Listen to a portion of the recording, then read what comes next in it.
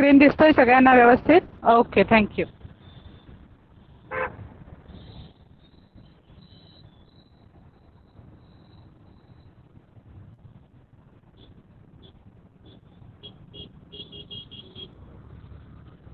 आपण मागच्या लेक्चरमध्ये काय बघितलं होतं आठवतंय? आपण मेजरमेंट्स ऑफ मॅटर या लेसन बद्दल, त्याच्या पुढचा ऍसिडिटी अँड बेसिसिटी हा चॅप्टर सुरू केलाय. ऍसिड बेस याच्याबद्दल आपण बोलत होतो, राईट? सो त्यातला आपण ऍसिड आणि बेसची अर्हेनियस थिअरी प्रमाणेची डेफिनेशन बघितली होती.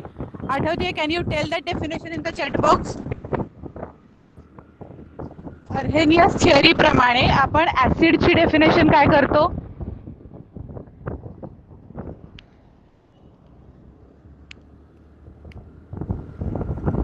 Okay, please give me a moment. Is my voice breaking right now also? Screen presentation मी थांबवलंय, बट अजून पण आवाज ब्रेक होतोय का?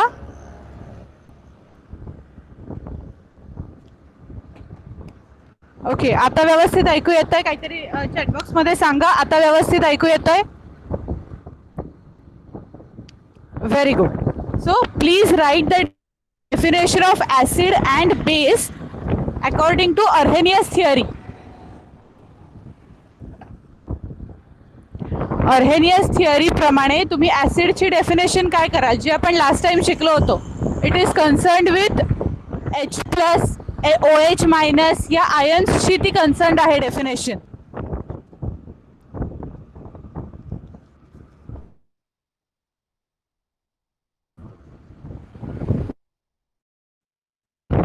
कशी लिहिणार आहात प्लसचा विचार करून?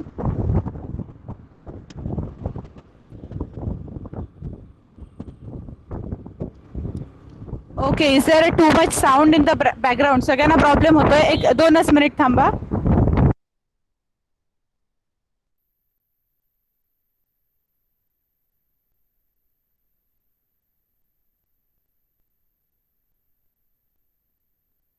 Please give me a moment.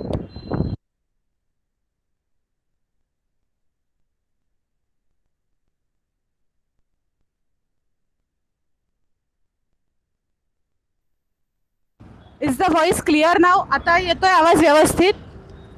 Correct. As the only cation H plus ion is present as only cation and H plus ion is given when mixed in a solution. एखाद्या वॉटरमध्ये, आपण एखाद्या सॉल्व्हेंटमध्ये जेव्हा एखादं केमिकल ॲड करू आणि त्याच्यातून जेव्हा H plus ion as only cation बाहेर पडेल, तेव्हा आपण त्या पर्टिक्युलर केमिकलला ॲसिड म्हणणार आहे, right? Can you give me the example of acid? Example of acid काय होते? Correct, very good Jay. Examples काय आहेत ॲसिडची आपण बघितलेली? Please write in the chat box. आपण ॲसिडच्या एक्झाम्पलमध्ये काय काय बघितले होते? स्ट्रॉंग ॲसिड, करेक्ट, एक आहे H2SO4. अजून दुसरं एखादं? HCl, परफेक्ट, बरोबर आहे. आता मला सांगा, बेसची डेफिनेशन आपण काय बघितली होती? ही आपण डेफिनेशन्स ज्या बघितल्या त्या ॲसिड्सच्या होत्या. आता बेसची डेफिनेशन काय आहे? When dissolving in water, it gives rise to OH minus ion as only an ion. Very good, perfect. ही झाली बेसची डेफिनेशन. आणि त्या अकॉर्डिंगली बेसचे एक्झाम्पल्स काय आहेत? कुठल्या केमिकल्सना आपण बेसमध्ये कन्सिडर करतो?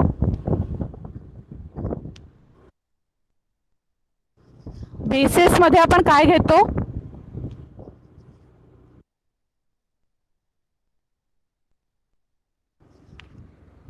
बेसिसची example, correct, NaOH, CaOH twice. ज्याच्यामध्ये आपण OH याचा उल्लेख करतोय, ती सगळी केमिकल्स आपण बेसिसमध्ये कन्सिडर करणार. Perfect, very good. तर आता ह्याच्यानंतर आपण एक प्रॉपर्टी बघितली होती, ॲसिडिटी आणि बेसिसिटी. ती आठवतीये? Acidity is the property which is concerned with bases, उलट असतं, आणि basicity is the property which is concerned with acids. हे पण आठवतंय व्यवस्थित? Very good, perfect. आणि आता त्याच्याप्रमाणे आपण एक CH3COOH म्हणजे ॲसिटिक ॲसिडचं एक्झाम्पल बघितलं होतं, आणि आपण असं म्हणलं होतं की ते वीक ॲसिड आहे, आणि त्याच्यामधनं एक H+ आयन बाहेर पडतो, जो शेवटी COOच्या पुढे जो H असतो ना तो बाहेर पडतो, असं आपण पाहिलेलं होतं लास्ट लेक्चरला. So we are continuing with the next topic, that concentration of acids and basis.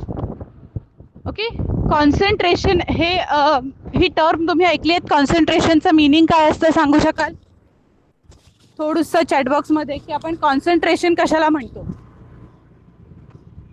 अभ्यासामध्ये करतात तेवाला नाही, दुसरं आपण कॉन्सन्ट्रेशन कशाला म्हणतो? एखादं सोल्युशन खूप कॉन्सन्ट्रेटेड आहे किंवा डायल्यूट आहे याच्याबद्दल काही ऐकलंय तर आधी आपण ते समजून घेऊया. नाही, not boiling as such. Concentration म्हणजे काय, की एखाद्या पर्टिक्युलर सोल्यूटची, एखाद्या पर्टिक्युलर सबस्टन्सची सॉल्व्हेंटमधली अमाऊंट किती आहे त्याच्यावरून कॉन्सन्ट्रेशन ठरवतात. फॉर एक्झाम्पल, मी 1 चमचा साखर टाकली आहे, एक पाण्याच्या ग्लासमध्ये 1 चमचा साखर टाकली आणि पाण्याच्या ग्लासमध्ये 4 चमचा साखर टाकली, तर जे 4 चमचा साखर टाकलेलं पाणी आहे ते आपण म्हणणार ते कॉन्सन्ट्रेटेड सोल्युशन आहे. तर ते कॉन्सन्ट्रेटेड का, तर त्याच्यामध्ये साखरेचं प्रमाण जास्ती आहे.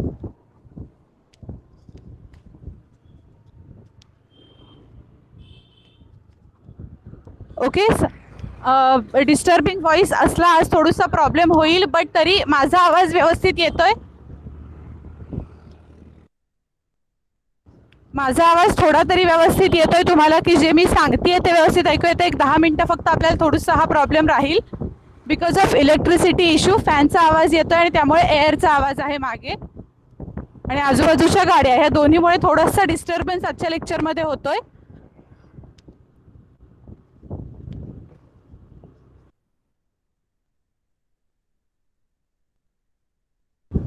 ओके, सो कॉन्सन्ट्रेशन ही टर्म लक्षात आली आहे. कॉन्सन्ट्रेशन म्हणजे काय, सोल्यूटचं अमाऊंट सॉल्व्हेंटमध्ये किती आहे ह्याच्यावर आपण कॉन्सन्ट्रेशन म्हणतो. सोल्यूट जेव्हा जास्ती असतं तेव्हा त्या सोल्युशनला आपण कॉन्सन्ट्रेटेड सोल्युशन आहे असं म्हणतो. ओके, सो आता आपल्या ॲसिडची जर का आपण कंडिशन चेक केली तर ॲसिडचं कॉन्सन्ट्रेशन जास्ती आहे, याचा अर्थ आपण तेव्हा असं म्हणणार की त्याच्यामध्ये H+ आयन्स जास्ती असतील, तेव्हा ते ॲसिड कॉन्सन्ट्रेटेड आहे अशी टर्मिनॉलॉजी यूज केली जाते. ओके, सो आता आपण टेक्स्टबुकमध्ये ते कसं दिलंय ते बघूया.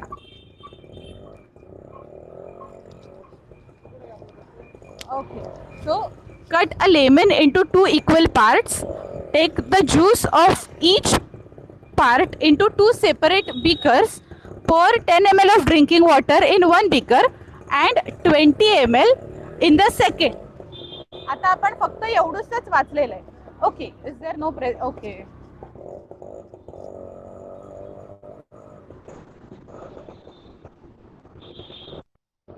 प्रेझेंटेशन दिसतंय आता?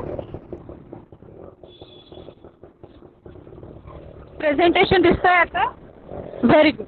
तर आता असं इमॅजिन करा की एक लिंबू घेतलाय तुम्ही, अर्ध्यात कापलंय आणि आता कापलेलं लिंबू आपण 2 बीकरमध्ये टाकणार. एका बीकरमध्ये 10 ml वॉटर आहे आणि दुसऱ्या बीकरमध्ये 20 ml वॉटर आहे. तर कुठलं सोल्युशन कॉन्सन्ट्रेटेड असेल, जे मी तुम्हाला मगाशी कॉन्सन्ट्रेशनचे डेफिनेशन सांगितली त्याच्या अकॉर्डिंगली या प्रश्नाचं उत्तर द्या.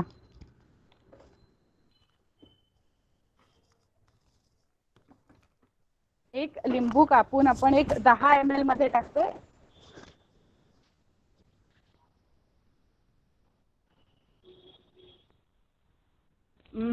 मैत्रेयाचा आन्सर आहे 20 ml वॉटर कंटेनिंग बीकर. अजून बाकी दुसऱ्यांचं काय आन्सर आहे जरा सांगा.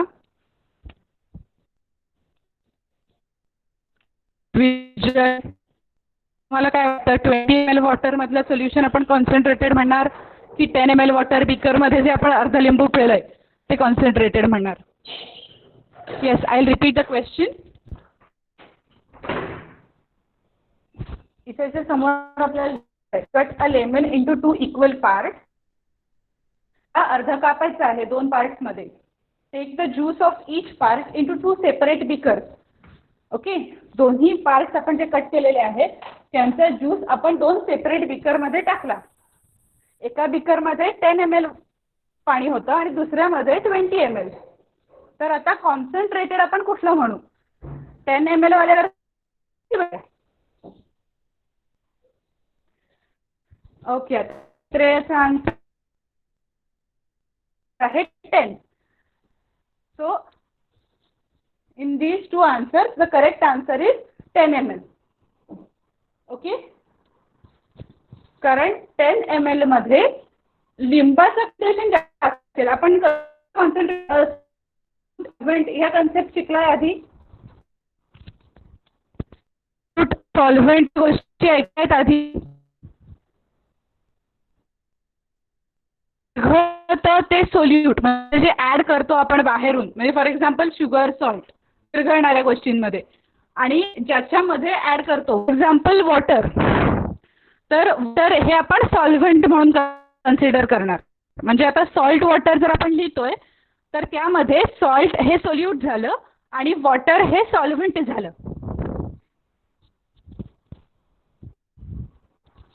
ओके, अजून पण व्हॉइसचा प्रॉब्लेम आहे.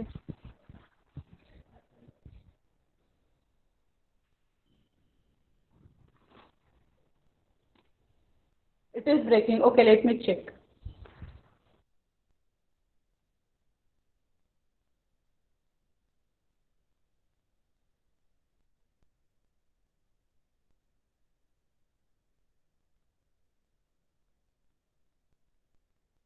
Please give me a moment to check the Wi-Fi connection.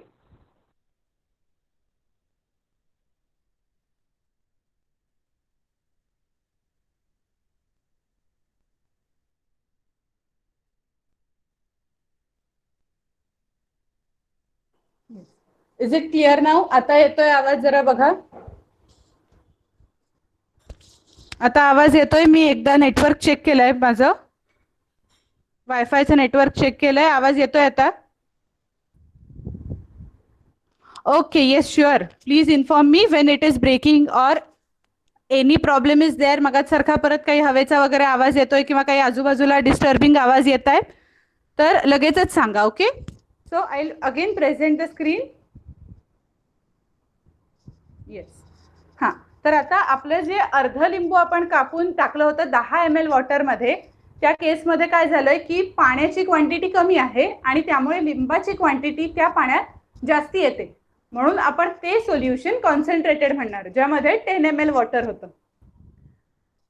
Okay, stir the solutions in both the beakers and test them. Is there any difference in the taste of the solutions in the two beakers? What is the difference? आता ज्याच्यामध्ये 10 ml पाण्यामध्ये जेव्हा आपण अर्ध लिंबू घातलं तेव्हा ते थोडंसं जास्ती आंबट लागेल दुसऱ्या सोल्युशनपेक्षा. In the above activity the sour taste of the solutions is because of the solute lemon juice in them. Right, आपण आंबटपणा कशामुळे येतो तर त्या लिंबामुळे येतो. आणि the quantity of the lemon juice is the same in the both solutions, yet their taste is different. आपण लेमन ज्यूस दोन्हीमध्ये इक्वल अमाऊंटमध्ये टाकलंय, अर्धा अर्धा लिंबूच चिरून टाकलंय, पण तरी सुद्धा चव वेगळी आली. The solution in the first beaker is more sour than the one in the second. Why is it so? So you know the answer of this question, that why is it so? It's because of the difference in concentration of the lemon juice in both the beakers. Right? Concentration बदललं, त्याच्यामुळे त्यातली जी चव आहे ती बदलली. Yes, in the presentation diagrams will be blank because I am not using currently Adobe Reader, PDF for Adobe Reader. तो ते जे फंक्शन होतं ते माझ्या फोनमधून डिसेबल झालंय, तर मी दुसरं ॲप्लिकेशन वापरून टेक्स्टबुक आत्तासाठी ओपन केलंय. ओके, त्यामुळे आज थोडेसे फिगर्स दिसताना प्रॉब्लेम येईल. If you have books please refer those diagrams or else we will see those diagrams in the next lecture. Okay, ॲप्लिकेशनचा प्रॉब्लेम झाल्यामुळे ॲडॉब रीडरमध्ये आत्तापर्यंत मी ओपन करायचे PDF, बट ते ॲप्लिकेशन प्रॉब्लेम दाखवत आहे, त्यामुळे मी दुसरं ॲप्लिकेशन डाउनलोड करून त्यात दाखवते, ज्याच्यामध्ये फिगर्स दिसत नाही आहेत unfortunately. Okay, so now why is it so? Although the quantity of the solute is the same in both the solutions, the quantity of the solvent is different. Okay, आपण जे मगाशी बघितलं ते लिंबाचे 2 तुकडे, लिंबाचा रस दोन्हीमध्ये सेम आहे, बट सॉल्व्हेंट दॅट इज वॉटरची क्वांटिटी दोन्ही सोल्युशनमध्ये वेगळी होती. Ratio of the quantity of the solute to the quantity of the resulting solution is different. त्यामुळे सोल्यूटचा त्या सोल्युशनमध्ये जाणारा रेशो वेगळा होता. This ratio is larger for the solution in the first beaker, म्हणजे ज्याच्यामध्ये 10 ml वॉटर होतं, and therefore that solution taste more sour. त्यामुळे ते सोल्युशन आपल्याला जास्ती आंबट लागलं. On the other hand, the proportion of the lemon juice in the total solution in the second beaker is smaller and the taste is less sour. कारण भलेही आपण add करताना दोन्ही कापून चिरून सेमच टाकली होती क्वांटिटी, पण अल्टिमेटली दोघांमध्ये जातानाचं कॉन्सन्ट्रेशन वेगळं गेलं आणि त्यामुळे आपल्याला चव वेगळी लागली. The taste of food stuff depends upon the nature of the taste giving ingredient and its proportion in the food stuff. Right, हे आपल्याला जनरली पण नॉर्मल कन्सेप्ट, ही काही सायंटिफिक कन्सेप्ट किंवा काहीतरी फार वेगळं नाही आहे. भाजी समज मी 1/2 किलोची भाजी करते आणि त्याला 5 चमचे मीठ टाकलंय आणि अर्धा किलोची भाजी करताना 5 चमचे मीठ टाकलंय, तर जो फरक पडेल तोच इथे आहे. 10 माणसांचा चहा करायचा आहे, 1 कप पाणी घेतलं. 10 माणसांच्या चहासाठी मी समज 10 कप पाणी घेतलंय आणि साखर मात्र मला एरवी टाकायची सवय 5च चमचे, म्हणून मी 5च चमचे टाकणार, तर ती टेस्ट येणार नाही. त्या प्रपोर्शनमध्ये, ज्या प्रपोर्शनमध्ये आपण सॉल्व्हेंट वाढवणार त्याच प्रपोर्शनमध्ये आपल्याला सोल्यूट वाढवायचं आहे. तीच सेम प्रॉपर्टी इथे आहे. Similarly, all the properties of a solution depend on the nature of solute and solvent. दोन्हीची क्वांटिटीचं प्रपोर्शन आपल्याला बघायला पाहिजे की किती सॉल्व्हेंट आहे आणि त्याला प्रपोर्शनमध्ये किती सोल्यूट आहे. And also on the proportion of the solute in the solution. The proportion of a solute in a solution is called the concentration of the solute in the solution. Please underline this definition in your textbook. ही जी definition आहे हिला underline करून घ्या. Concentration साठीची ही definition आहे. The proportion of a solute in a solution is called the concentration of the solute in the solution. Okay, सोल्यूटची आपण किती क्वांटिटी त्या पर्टिक्युलर सोल्युशनमध्ये ॲड करतोय त्याला आपण म्हणतो concentration of that particular solution in terms of solute. When the concentration of a solute in its solution is high, it is a concentrated solution. Okay, जेव्हा सोल्यूटचं concentration जास्ती असेल तेव्हा आपण त्याला कॉन्सन्ट्रेटेड सोल्युशन म्हणणार. while the solution is called a dilute solution when the concentration of the solute is low. जेव्हा सोल्यूटचं concentration कमी असेल तेव्हा आपण त्याला डायल्यूट सोल्युशन असं म्हणणार. ओके, आता ह्या टर्म्स फक्त केमिस्ट्री पुरत्या, सायन्स पुरत्या मर्यादित नाहीत. जसं मागच्या सगळ्या वेळेला मी सांगत आली आतापर्यंत, कायम लक्षात ठेवायची टर्म आहे कॉन्सन्ट्रेटेड सोल्युशन. म्हणजे जेव्हा सोल्यूटचं प्रपोर्शन जास्ती असेल तेव्हा आपण त्याला कॉन्सन्ट्रेटेड म्हणणार आहे, आणि जेव्हा सोल्यूटचं प्रपोर्शन कमी असेल तेव्हा आपण त्याला डायल्यूट सोल्युशन म्हणणार आहे. Okay, several units are used to express the concentration of a solution. Two of these units are used more frequently. The first unit is the mass of solute in grams dissolved in 1 liter of the solution. आता concentration, आता ही एक quantity झाली, scientific terms मध्ये ही एक quantity झाली आहे, बरोबर. त्यामुळे ह्याला मेजर करायला, जसं आपण मीटर, सेंटीमीटर हे लेंथ साठी मेजरमेंट करतोय, डिग्रीसाठी म्हणजे कुठलं डिग्री मोजायची असेल तर त्यासाठी आपण 1 2 3 4 असं काहीतरी डिग्रीचं मेजर देतो. अँगल्स मेजर करायला, टेम्परेचर मेजर करायला डिग्री सेल्सिअस दिलंय. तसंच आता कॉन्सन्ट्रेशन ही सायंटिफिक कन्सेप्ट झाली, त्यामुळे त्याच्यामध्ये आपल्याला काहीतरी मेजरमेंट गरजेचं आहे, राईट. सो ते मेजरमेंट करायला एकदम जसं आपण आता घरी भाजी बनवतो तसं आपण एखादं सोल्युशन लॅबमध्ये बनवतो का, अंदाजे मीठ साखर टाकूया आणि करूया, असं एखादं सोल्युशन बनवलं जाईल का, नाही. तिथे प्रॉपर काहीतरी क्वांटिटी सांगितली गेली पाहिजे ना, त्याची मेजरमेंट पाहिजे. आपण जेव्हा एखादी रेसिपी युट्यूबवर बघतो त्यात काय सांगितलेलं असतं, 1 चमचाभर साखर, 1 चमचाभर मीठ. तसं आपल्याला लॅबोरेटरीमध्ये सांगितलं की एखादं केमिकल आहे, सपोज HCl टाकायचंय, 1 चमचा भर किंवा 1 चमचा मेजर करा आणि टाका, असं काही सांगितलं, 1 वाटीभर टाका, तर it is not possible. You should have that particular ml, gram असं काहीतरी पाहिजे.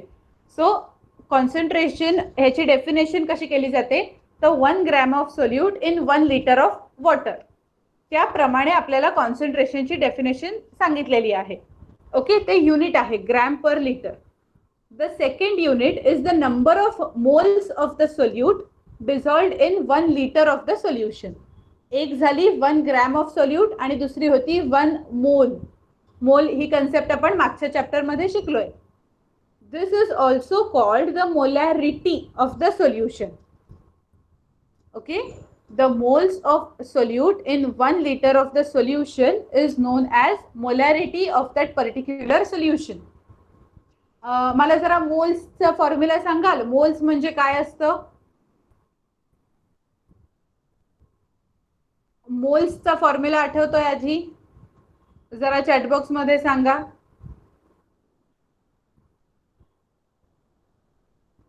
Everyone should answer. काहीतरी थोडंसं आठवतंय, हिंट येते. Gram per molar mass. Okay,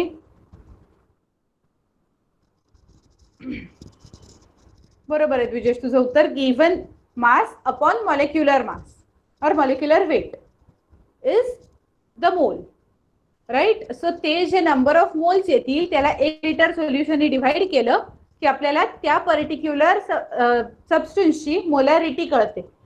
आता तुम्हाला त्याचे ऍप्लिकेशन्स इतके इमिजिएटली नसतील, बट पुढे त्याचे खूप ऍप्लिकेशन्स असतात की 1 मोलार सोल्युशन, 2 मोलार सोल्युशन, याचं काहीतरी मिनिंग असतं. Okay, 1 molar is less concentrated, 2 molar is more concentrated. म्हणून या कन्सेप्ट गरजेच्या आहेत आपल्याला. The molarity of a solute is indicated by writing its molecular formula inside a square bracket. For example, square bracket मध्ये त्यांनी जसं दिलंय NaCl equal to 1 means the molarity of this solution of common salt is 1 molar. Okay, आता molarity ही आपण स्वतः change करू शकतो. म्हणजे ठरलेली मोलॅरिटी नसते एखाद्या सोल्युशनची. म्हणजे NaCl चे सोल्युशन हे 1 मोलारच आहे, HCl चे सोल्युशन 2 मोलारच आहे, असं काही रूल नाहीये. आपण ती ठरवणार. आपण कशावरून ठरवणार? तर आपण नंबर ऑफ मोल्स चेंज करणार. आपण नंबर ऑफ मोल्स कसे चेंज करणार? गिव्हन मास अपॉन मॉलिक्युलर मास. ह्याच्यामध्ये आपण गिव्हन मास जे आपल्याला हवंय ते मास आपण बदलणार आणि त्या अकॉर्डिंगली आपण सोल्युशनची मोलॅरिटी बदलत जाणार. Okay, so it is in our hands according to given protocol. आपल्या एक्सपेरिमेंटसाठी आपण जो कुठला प्रोटोकॉल वापरतोय त्याच्यामध्ये आपल्याला काय करायचं आहे? आपल्याला 1 मोलार हवंय, 2 मोलार हवंय, 3 मोलार हवंय, त्या अकॉर्डिंगली आपण चेंज करत जातो. Okay, so now next is complete the following table of the concentration of various aqueous solutions. Okay, तर आता ह्याच्यामध्ये आपल्याला कॉन्सन्ट्रेशन चेंज करत जायचे. सिंपल कॅल्क्युलेशन्स आहेत. पहिलं आहे सोडियम क्लोराईड, ज्याचा फॉर्म्युला आहे molecular formula NaCl. Molecular mass दिलाय आपल्याला 58.5 डाल्टन. त्याचे ग्राम क्वांटिटी आपल्याला किती घ्यायची आहे ती पण दिली आहे, 117 ग्रॅम. ती आपण जेव्हा ही क्वांटिटी वापरल्यावर आपले 2 मोल्स तयार होणार. गिव्हन ग्रॅम अपॉन मॉलिक्युलर मास हे केलं म्हणजे 117 अपॉन 58.5 केलं की आपल्याला 2 मोल्स मिळणार. आणि आपल्याला किती लिटरमध्ये ते टाकायचं आहे? 2 मोल्स 2 लिटरमध्ये. तेव्हा आपल्याला काय होणार आहे? Concentration of the solution 1 molar. Okay, आता मी ह्याच्यातच हे पुढचं टेबल तुम्ही आपल्या पण होमवर्कला कंप्लीट करणार आहे. ह्यातला फक्त मी एक पार्ट सांगते. आता instead of taking 1 litre 2 litres of solution, जर मी तुम्हाला असं सांगितलं की 1 लिटर सोल्युशन घ्या, 1 लिटर सोल्युशन यूज करायचे आपल्याला, जे volume of solution F litre, तिथे 2 लिटरच्या ऐवजी मी 1 लिटर सांगितलं, तर काय चेंज होईल जरा सांगा बरं. कळलं मी क्वेश्चन काय विचारला तो समजलाय सगळ्यांना? आधी क्वेश्चन क्लिअर झालाय का सांगा. ओके, मैत्रेयांनी एक आन्सर दिलाय, बाकीच्यांनी पण आन्सर्स द्या. Then I will tell you whether the answer is correct और wrong. Instead of volume 2 liters, we are going to use volume of 1 liter. So this last आहे grams per litre आणि next molarity. Molarity किती होईल मग त्या सोल्युशनची त्या केसमध्ये? परत एकदा मी स्क्रीनवर दाखवते. Instead of volume of solution using as 2 liters, we are going to use that volume 1 liter. Then what will be the concentration of solution in terms of gram per liter as well as molarity? What will be its molarity? Yes, I'll again show the table. Yes, please see it.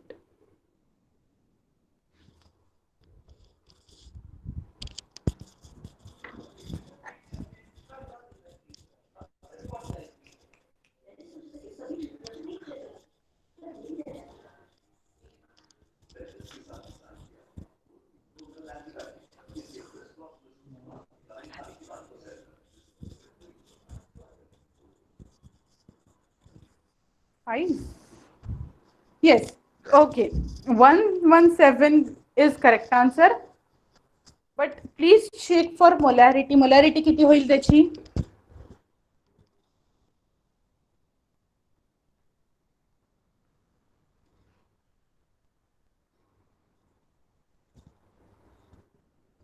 Maitreya, please check for molarity. You have written answer as 0.5 molar, but परत एकदा check कर formula प्रमाणे.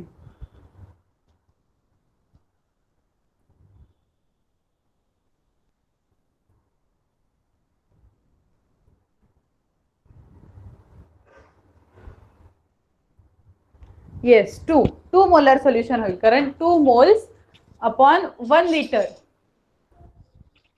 Right. So directly answer 2 येईल तिथे 2 molar. फक्त आपल्याला change काय करायचंय, मोल्स पर लिटर हा मोलॅरिटीचा फॉर्म्युला आहे तो यूज करायचा आणि व्हॅल्यूज त्याच्यात टाकत जायच्या.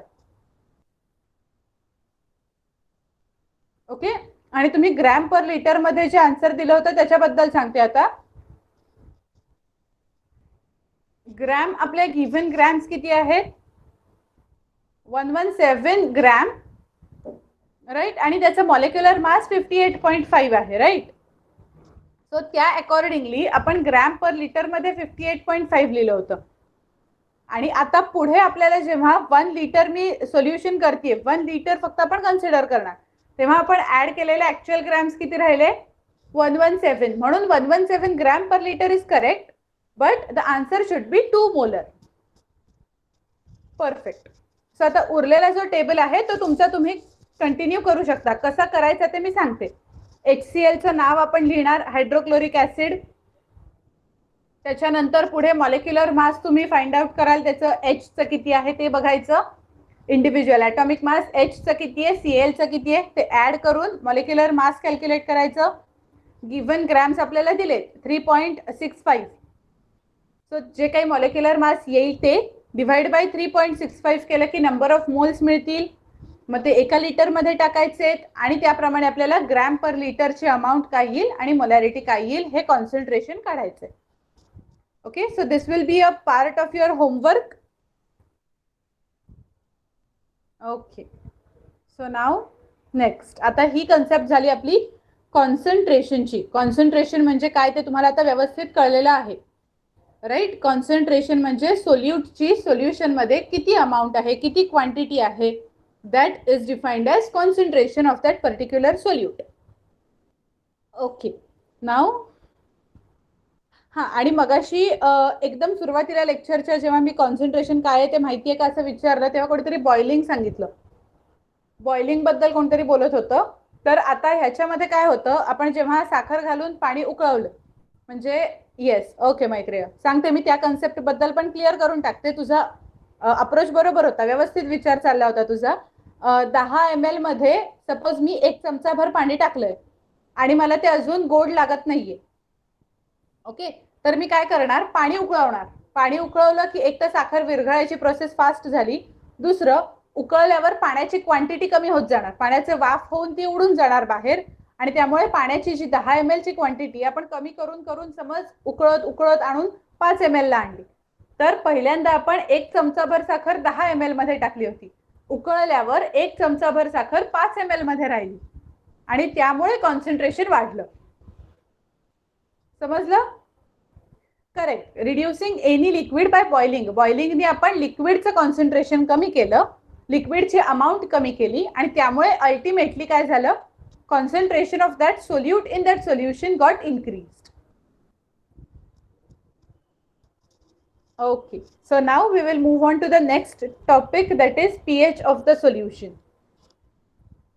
We have seen that acids and bases dissociate to a smaller or larger extent on dissolving in water, forming H plus and OH minus ions respectively. हे आपण बघितलं होतं की आपण जेव्हा एखादं ऍसिड आणि बेस पाण्यात टाकतो तेव्हा H plus आणि OH minus ions फॉर्म होतात. H plus and OH minus ions are found in different proportions in all natural aqueous solutions, and that determines the properties of those solutions. Okay, so H plus ion आणि OH minus ion concentration एखाद्या particular solution मध्ये किती आहे याच्याप्रमाणे त्याच्या properties अवलंबून असतात. For example, the proportion of H plus and OH minus ions divides soil into acidic, neutral and basic types of soil. It is necessary for blood, cell sap, etc. to have H plus and OH minus ion in certain definite proportions of their proper functioning. Right. आता suppose आपल्या blood cells मध्ये खूप H plus ions झाले तर काय होईल, acidity वाढते. Right, acidity वाढेल तिथे. जसं आपल्या स्टमक मध्ये, पोटामध्ये आपण कधी कधी असा त्रास होतो की ऍसिडिटी वाढली. What does that mean? H plus ion concentration वाढले आपल्या शरीरातलं आणि त्यामुळे त्रास होतोय. तर नुसती पोटात फक्त आपले जर थोडे H प्लस आयन्स वाढले तर आपल्याला इतका त्रास दिसून येतो. सपोज ब्लड मधला जर पीएच मेंटेन नाही झाला तर काय होणार, केवढा त्या शरीराला त्रास होईल. सो ते कॉन्सन्ट्रेशन मेंटेन करणं गरजेचं असतं इन ऑल द केसेस. आपण बघितलं की सॉइल मध्ये सुद्धा ऍसिड, बेस, न्यूट्रल असे 3 टाइप्स आहेत. आणि तसंच आपल्या ब्लड मध्ये सुद्धा H प्लस OH मायनस आयन्सचं कॉन्सन्ट्रेशन ब्लड मध्ये आणि बाकीच्या बॉडी फ्लुइड्स मध्ये सुद्धा ते बरोबर राहणं गरजेचं आहे. Fermentation carried out with the help of micro organisms, other biochemical processes and also many chemical processes require the proportion of H plus and OH minus ions to be maintained within certain limits. कुठलीही chemical, biological reaction तर त्या reaction मध्ये आपल्याला लागणारं H plus ion, OH minus ion concentration हे खूप गरजेचं असतं. Okay. Pure water also undergoes dissociation to a very small extent and gives rise to H plus and OH minus ions in equal proportion. So आता H2O जेव्हा dissociate होईल आपला तेव्हा त्याचे H plus आणि OH minus ions फॉर्म होतात. Due to this property of water to undergo dissociation, there exist both H plus and OH minus ions in any aqueous solutions. However, their concentration may be different. Okay, आपण कुठलीही गोष्ट पाण्यात टाकली की त्याच्यामुळे which sentence is different in your book? Can you please write that sentence in the chat box then, or read it out for us. You can switch on your mic for reading that sentence.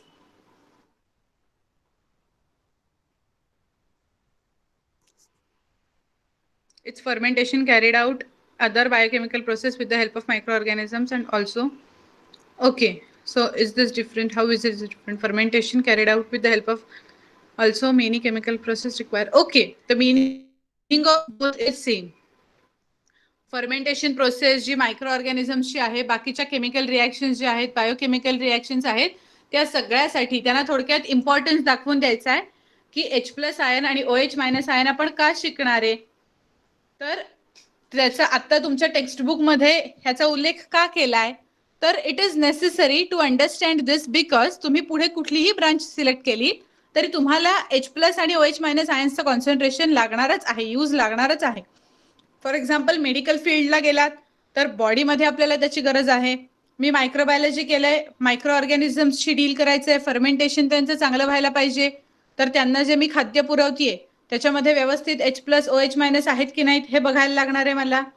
So in any field you are working you will require that thing that H plus OH minus आयन्सचं concentration आपण किती घालतोय, pH किती ठेवतोय त्या सोल्युशनचा. Okay, so The concentration of H plus ions formed by the dissociation of water at 25 degrees Celsius is 1 into 10 raised to minus 7 moles per liter. आता ह्याच्यामध्ये आपण फक्त 25 डिग्री सेल्सिअस असंच का घेतो, तर हे standard temperature. Okay, standard temperature. STP ही concept ऐकली आहे? STP ही कन्सेप्ट ऐकली आहे कधी? Capital S, capital T, capital P. त्याचं मिनिंग असं असतं स्टँडर्ड टेम्परेचर अँड प्रेशर. आपण जे आतापर्यंतचे लॉज शिकलो आहे, स्टँडर्ड टेम्परेचर अँड प्रेशर असं त्याचं मिनिंग असतं. ॲट STP जे लॉ आपण आतापर्यंत शिकतो, केमिस्ट्रीचे असू देत किंवा फिजिक्सचे असू देत, कुठलेही जेव्हा आपण लॉ शिकतो त्याचे जर का टेम्परेचर आणि प्रेशरची रिलेशन असेल कुठे, तर ही टर्मिनॉलॉजी यूज केलेली असते. At STP when you are carrying out that particular reaction at 25 degree Celsius and 1 atmospheric pressure, तेव्हा तुम्हाला हे रिझल्ट्स मिळतील. जर तुमचं टेम्परेचर 25चं 30 झालं आणि 1 ॲटमॉस्फेरिक प्रेशरचं 2 ॲटमॉस्फेरिक प्रेशर झालं, तर रिझल्ट्स त्या प्रपोर्शन मध्ये बदलतील. हे सांगण्यासाठी जेव्हा एखादा लॉ किंवा एखादी गोष्ट सांगितली जाते, त्याला काहीतरी स्टँडर्ड व्हॅल्यू पाहिजे ना, की ह्या कंडिशन मध्ये ही अशी रिॲक्शन दिसून येते. जसं आपण करोनाचं म्हणतो की ज्यांना डायबिटीज किंवा बीपी आहे त्यांना करोनाची लक्षणं जास्ती आहेत. बट डज दॅट मीन की करोनाची मग त्यांची ट्रीटमेंट वेगळी आहे, त्याच्या अकॉर्डिंगली जर का डायबिटीज बीपी नाहीये तर ट्रीटमेंट वेगळी आहे. सो स्टँडर्ड टेम्परेचर प्रेशर त्याच्यावर काय की स्टँडर्ड कंडिशन मध्ये ही रिॲक्शन आहे, स्टँडर्ड कंडिशन पासून व्हेरिएशन झालं तर वेगळं काहीतरी रिझल्ट येते. ओके, सो 25 डिग्री सेल्सिअस हे त्या STP मधलं स्टँडर्ड टेम्परेचर आहे. तर त्या टेम्परेचरला H प्लस आयन्स जे डिसोसिएट होतील त्यांचं कॉन्सन्ट्रेशन राहतं 1 into 10 raised to minus 7 moles per liter. At the same temperature, the concentration of H plus ions in 1 molar solution of HCl is 1 into 10 raised to 0 moles per liter. So आता मला सांगा की ह्या केसमध्ये H plus आयनचं concentration HCl मध्ये वाढलंय की कमी झालंय? It has been increased or decreased. आपण दोन्ही व्हॅल्यू बघितल्या. वॉटर मध्ये एक व्हॅल्यू आहे 1 into 10 raised to minus 7 moles per liter.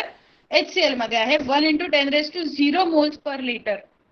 So HCl मध्ये वाढलंय की कमी झालंय, इन्क्रीज की डिक्रीज, एवढं मला फक्त चॅटबॉक्स मध्ये सांगा.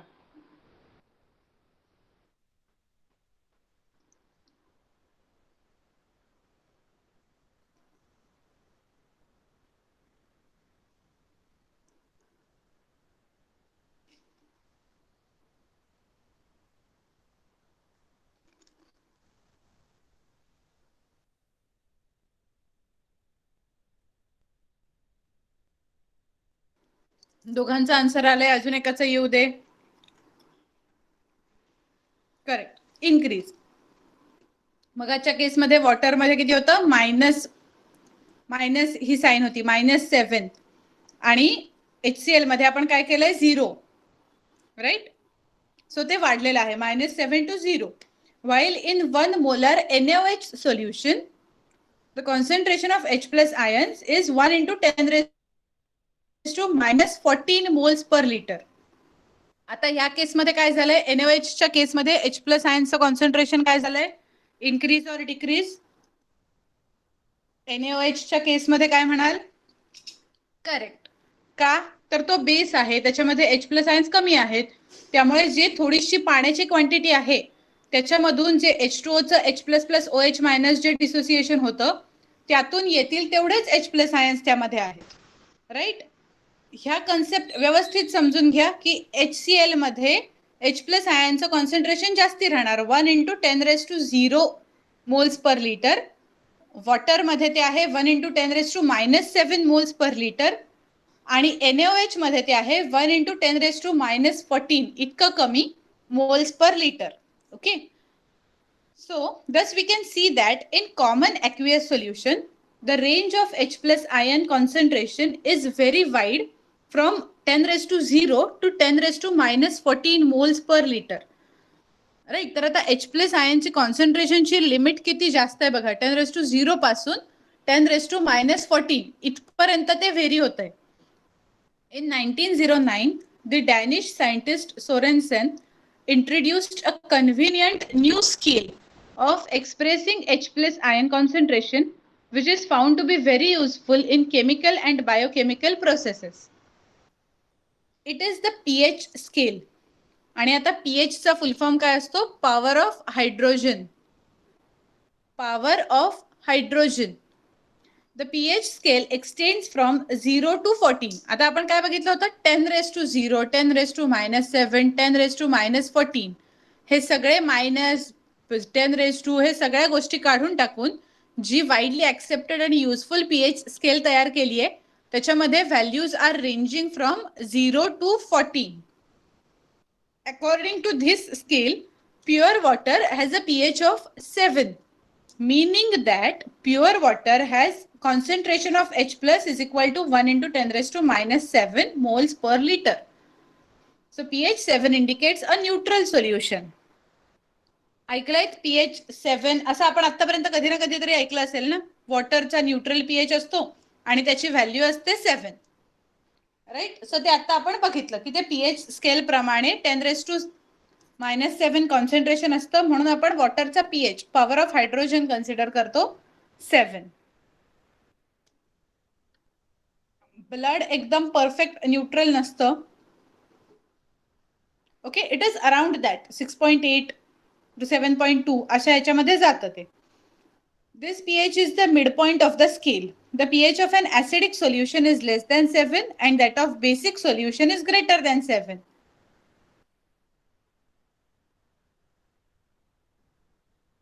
ओके. हे बघ, ब्लडचा pH इथे थोडा अल्कलाइन साइडला आहे. Depending on the cells and the proportion of all the chemicals or anything in your blood, the pH of blood changes. ओके. ब्लडच्या कंपोजिशन नुसार, म्हणजे जे स्टँडर्ड कंपोजिशन आहे ते नाही. स्टँडर्ड ब्लडचा pH पाहिजे 7.4. It can range from 6.8 to 7.4 असा त्याची रेंज राहते. काही डिसीजेस मध्ये pH चेंज होतो, which is a indication that something is wrong in your body. Okay. So आता हा टेबल आपण थोडासा बघून घेऊया काय आहे. 1 मोलर HCl आपण पाहिलं 0, 1 मोलर NaOH आपण पाहिलं 14. आणि मग आता जे काही आपण ज्याला ऍसिडिक नेचर मध्ये कन्सिडर करतो, गॅस्ट्रिक ज्यूस म्हणजे आपल्या पोटात जे ज्यूस आहे ते, स्टमक मध्ये जे ज्यूस आहे, आपल्या पोटात HCl आहे, इतकं कॉन्सन्ट्रेटेड गोष्ट आहे आणि त्याचा pH 1 आहे. सो इमॅजिन करा आपल्या स्टमक मध्ये, ह्युमन बॉडी मध्ये HCl आहे, आतमध्ये पोटात HCl आहे. राईट. सो जी ऍसिडिटी वाढते जेव्हा आपण काही खात नाही किंवा नुसतंच काहीतरी विचित्र खाल्लेलं आहे, अपूर्ण झोप झालीये, HClचं सिक्रिशन बॉडीमध्ये कायम चालू असतं, कॉन्सन्ट्रेटेड HClचं. आणि जेव्हा इम्बॅलन्स होतं काहीतरी तेव्हा काय होतं, ते HCl ते सिक्रिट करून ठेवलेलं असतं बॉडीनी. आपण आयदर वेळेवर फूड इंटेक केलेला नसतो किंवा एक्सेस फूड इंटेक केला असतो आणि तोही चुकीचा. आणि त्या केसमध्ये ते HCl कॉन्सन्ट्रेशन बॉडीमधलं गडबड करतं आणि मग ऍसिडिटी वाढते. ओके. ज्याचा आपल्याकडे उपाय जो नॉर्मल सांगितला जातो तो काय असतो, आयदर आपण लिंबू पाणी पितो किंवा गार दूध पितो. ह्याच्यामुळे काय होतं, त्या HClची जी पॉवर आहे ती आपण कमी करतो आणि त्यामुळे आपल्याला बरं वाटतं, त्यामुळे ऍसिडिटी कमी होते. Okay. So gastric juice, lemon juice, black coffee हे सगळे ऍसिडिक आहेत. आणि त्याच्या पुढे ब्लड पासून पुढे जे काही आहे, blood, solution of baking soda, toothpaste, हे सगळं बेसिक नेचर मध्ये आहे. ते आपण आता जसे जसे हळूहळू पुढचं बघत जाऊ आपल्याला कळत जातील ह्याच्यामध्ये काय काय दिलेलं होतं ते.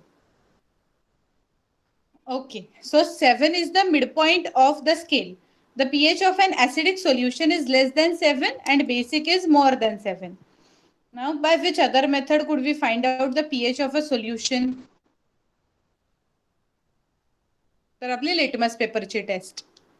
ओके. पेपर टेस्टनी आपल्याला ते करता येऊ शकतं. आता नेमका इथे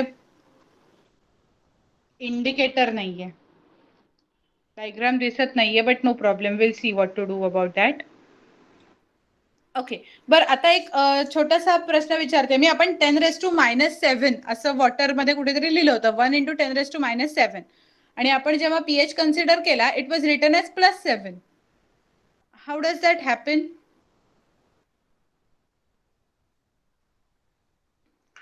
असा प्रश्न पडला. 1 × 10⁻⁷ हे H+चं कॉन्सन्ट्रेशन होतं आणि अचानक पीएच आपण 7 म्हणला. Why is it so? लोगॅरिथम्सची कन्सेप्ट शिकलाय, लॉग मॅथ्स मध्ये झालंय आतापर्यंत लॉग.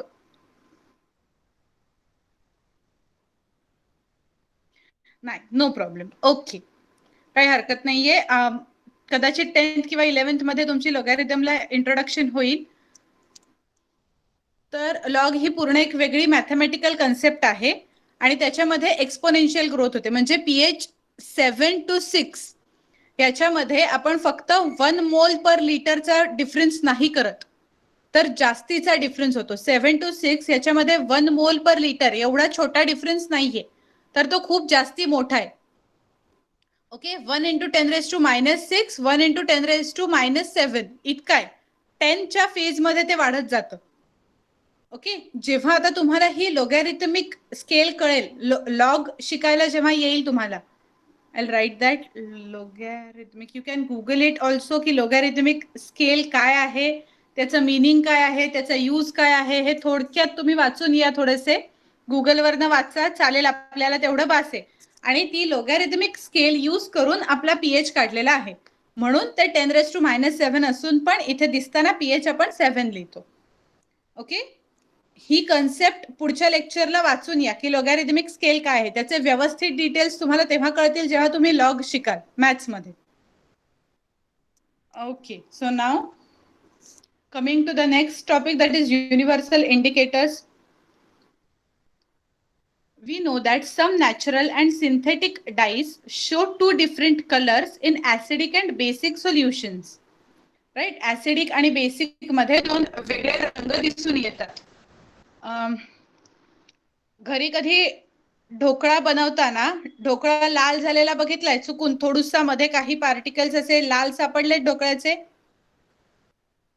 असं काहीतरी थोडुसा टिंच आलाय त्याला लाल, असं कधी बघितलंय? नाही, ओके, ठीक आहे. अजून कशामध्ये? मग आज घरी एक एक्सपेरिमेंट करा. अर्ध लिंबू पिळा, त्यात थोडीशी हळद टाका आणि हळदीचा रंग कुठला होतोय तो सांगा. चालेल? Perfect.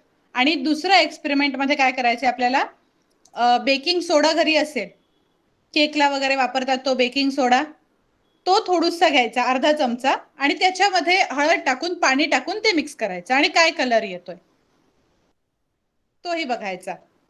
Okay, it's red, I have done, very good, perfect. तर आता जेव्हा 2 गोष्टींमध्ये तुम्ही ते टाकाल तेव्हा त्याचे कलर डिफरन्स दिसतील. So that is indicator. हे इथे हे जे सेंटेन्स दिलंय हे त्याचा मीनिंग आहे की काही नॅचरल आणि सिंथेटिक डाईज असे असतात की जे ऍसिडिक सोल्युशन मध्ये गेल्यावर किंवा बेसिक सोल्युशन मध्ये गेल्यावर वेगळे रंग दाखवतात. And such dyes are used as acid base indicators.